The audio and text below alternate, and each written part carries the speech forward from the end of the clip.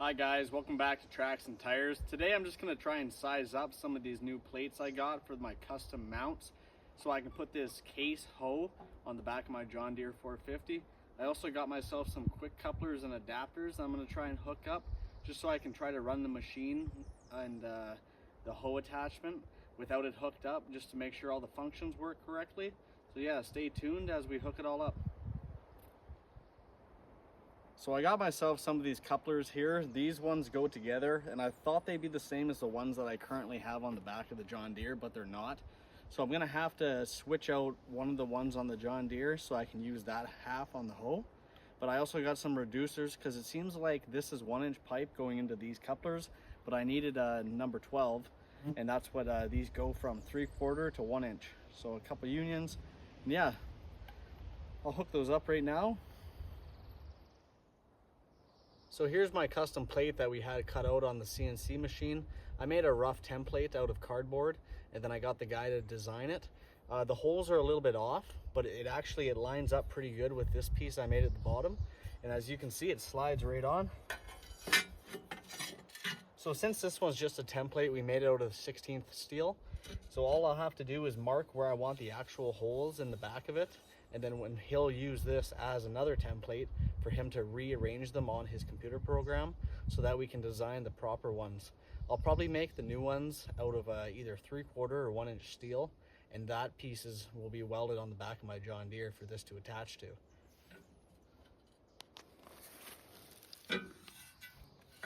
So see, it slides on the bottom pretty wicked, and then these things they just spin in and go against it when you actually have it mounted on the machine. So it's easy, you just go up to the back of the machine, hook it in, and then you just have to use some functions on the hoe to try to align the holes. Right now, the holes are pretty close. As you can see, this one's just a little bit out, but the other ones are quite a ways off. It does fit good on there, so all I'll do is I'll line it up to kind of where I want it, and then I'll mark the back of the plate.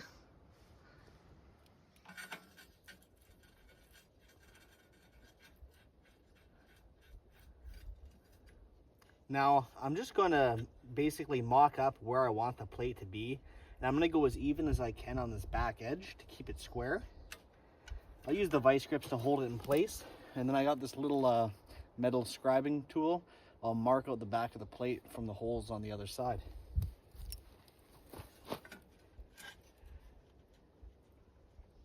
Yeah, that looks good. Pretty even along here.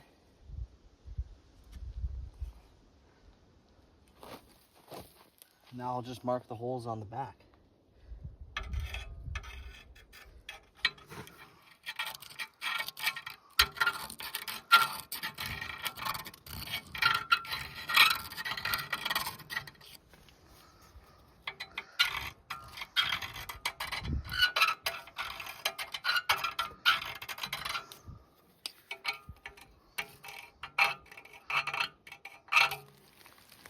It's raining a little bit right now, but you know, that never hurt anyone. Here's the plate after I unhooked it. As you can see, the holes are a little ways off, but at least it does line up and it's very straight. This one's a little bit close to the edge. Yep. So all he'll be doing is when he makes the actual plate, I want one more template cut out, then I'll compare that template to the hoe, and if it all lines up good, then we'll get it cut out of the big steel. I'll probably get the back of it cut out quite a bit wider, and that way I can weld it to the machine, and if I have to, I'll torch out some different angles and stuff. But it'll just give it more meat for it to sit on if it's about this long. Overall, pretty sweet. I'll try to get some videos when he's cutting it out on the CNC. But yeah, should work out pretty good.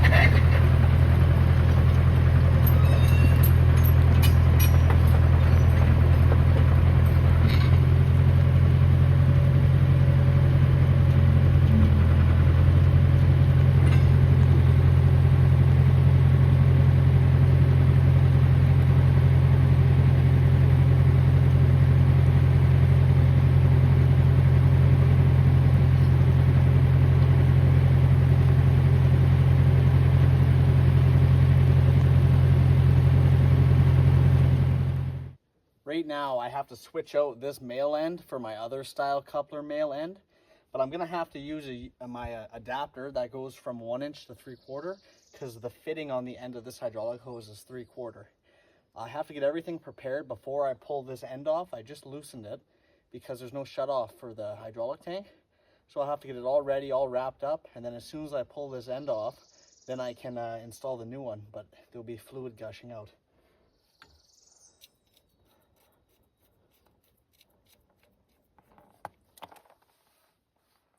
Okay.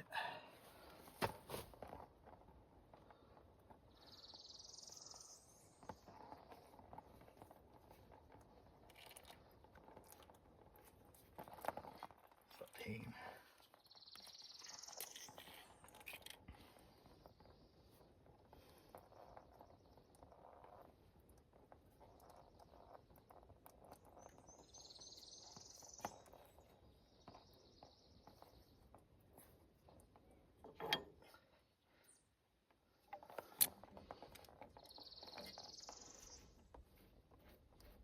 Right on, hardly lost any fluid with that.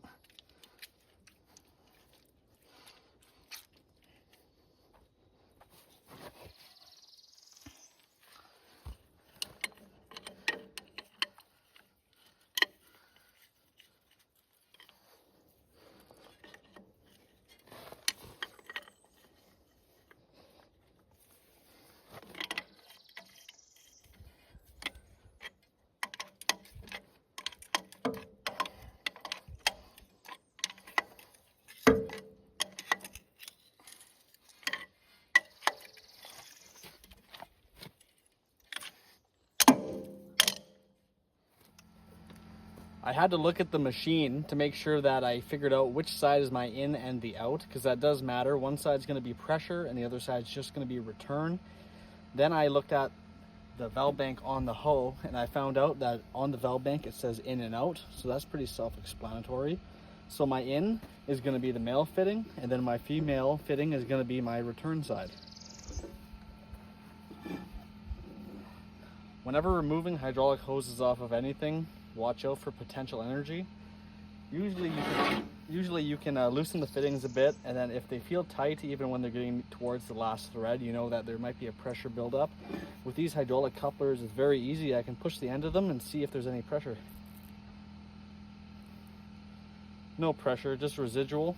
So now I'm good to loosen them.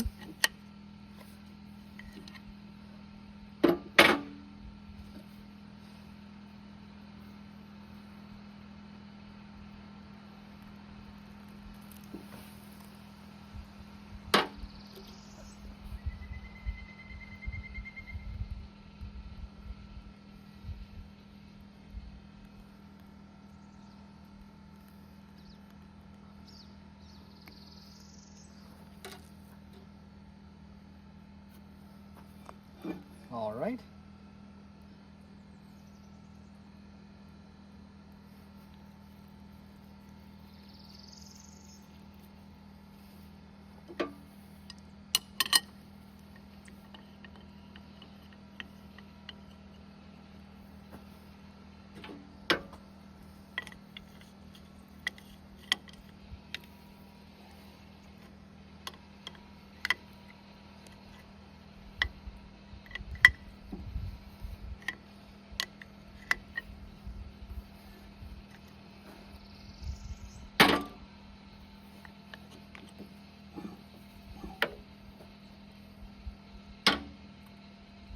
With my new female, I have to hook up this adapter from the 12 to number 16.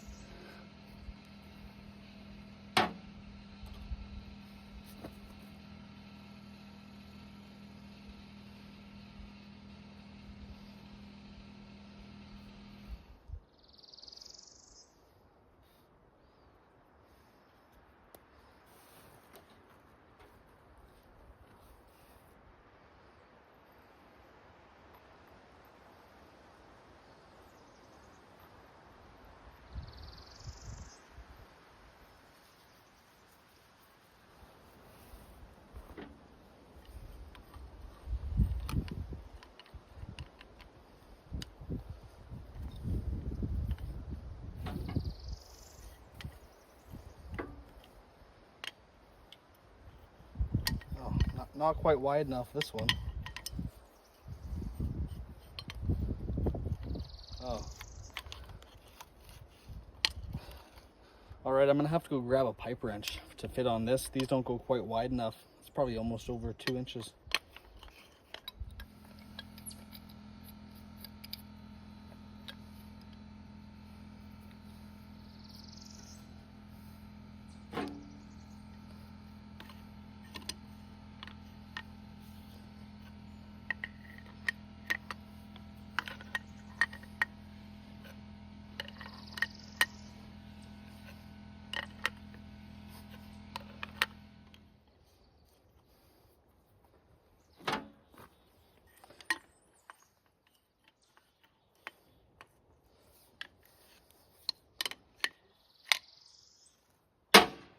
I'd like to get myself a set of couplers that at least match one of these other sets, so that I don't have to switch the couplers around every time I want to run the machine by itself, because it loops back to the hydraulic reservoir from your valve bank through these lines, and if you have them blocked off, it just deadheads your hydraulic pump. So you always have to have the fluid circulating.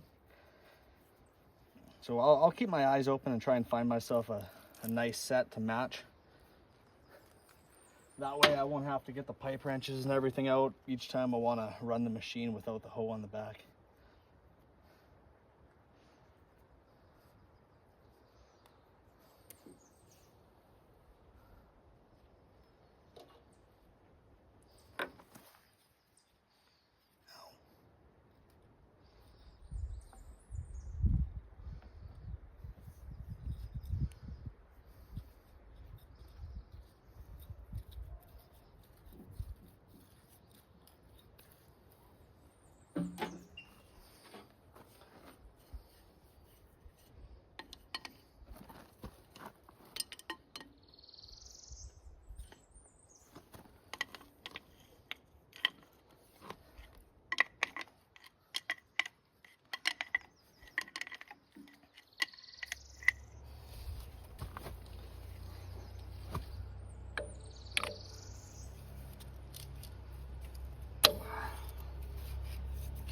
Make sure it's locked in good. That's my return side, and here's my high pressure side.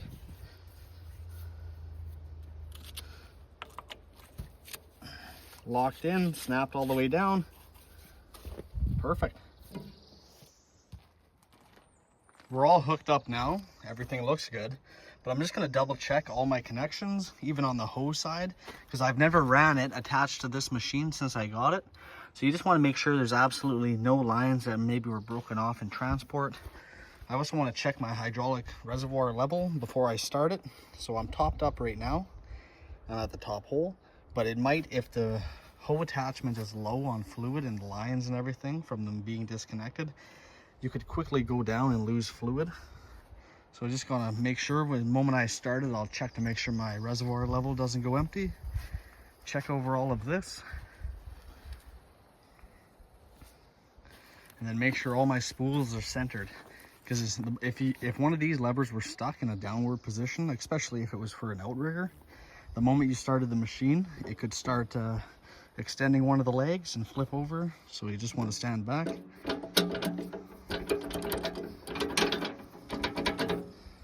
All right, so yeah, I'll try and fire up the machine and see how it works.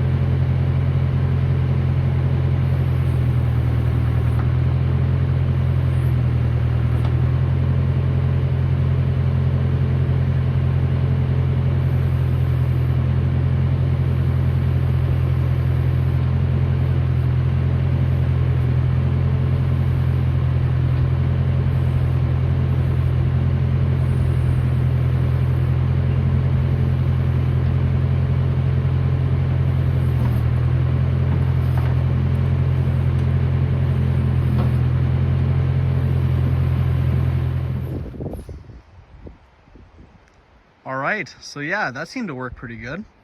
All my functions were working and everything. What I didn't show you was in the video right before this one, I couldn't get any of the functions to work when I first fired up the loader and then I was trying to use it. It turns out I had to do some Googling on these case backhoes. Where it says outlet, this side says outlet, it's actually the inlet for the pressure. And then this side has the relief valve beneath it, that's actually the return side. So even though it says outlet, that's actually the in, and then the in is actually the out. Kind of weird. It took me a little while to figure it out. I had to go on a forum from like 2010 where someone else had the same problem. But yeah, so yeah, it's all hooked up now. All I did was switch around my couplers on the end so I could run the hoses opposite to how I first hooked them up. But it all seems to work out pretty good.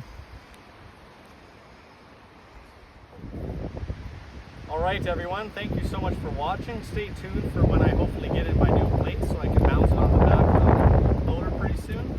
Yeah, and everything seemed to work great today. Thanks for watching.